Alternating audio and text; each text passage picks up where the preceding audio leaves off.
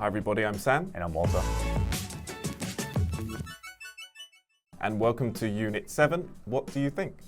So we'll be talking about BTS, cool. one of the most famous groups or boy bands around the globe these days. Yeah. So their lead rapper, his name is Sugar, and in 2016 he released his first solo project, album, under the pseudonym of August D. So he was praised for being very frank and talking about his struggles, depression, kind of social anxiety, things like that. Pseudonym. Pseudonym. Frank. Frank. And he released a new album recently.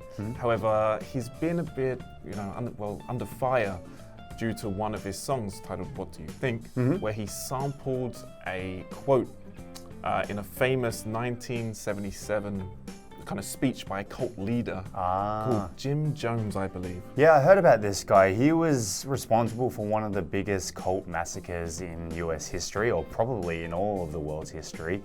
And he basically promised his followers that if they fork over all their money, they get to go to this, let's say, utopian town called Jonestown.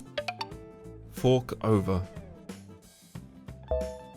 Fork over. Utopian. Utopian.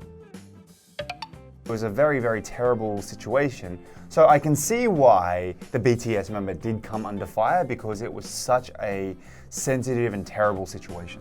Right, exactly. But I know that they did remove the line from the song, and there's been apologies given.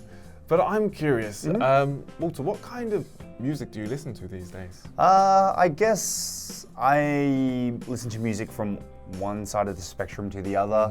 I guess these days, my main genre I like to listen to is rock, but I've recently started getting back into like 90s boy bands recently. Nice. I don't know why. It's a phase. It's a phase, like Boys to Men. I listened to a few Backstreet Boys songs recently. You can't go wrong with them. They were classics. They remind me of my childhood. Right. So, how about you? For me at the moment, I'm similar to you. I can go from one end of the spectrum to the other when it comes to music genres, but I'm getting back into drum and bass, which was hugely popular back in the UK. So drum and bass, and also heavy rock. I really like, who do I like? Well, I've been going back into Linkin Park a bit recently. Yeah, great. Yeah, really getting good. my teenage angst back. Well, when you hear about a new album, do you go out and buy it straight away? Well, no, just simply because of streaming services. I think it's kind of spoiled albums a bit. It definitely has, yeah. I used to really anticipate an album, and I used to listen to it through and through.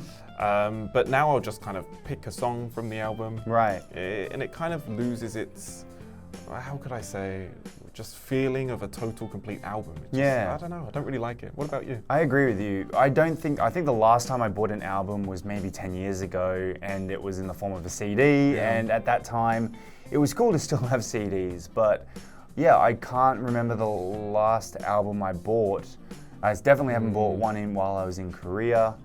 It's kind of, it's a little bit sad for the even though that technology is always growing, I guess it's the same way our parents felt about the vinyl records. Yeah. How they were moving on from vinyl to tape to CD, CD now to streaming services.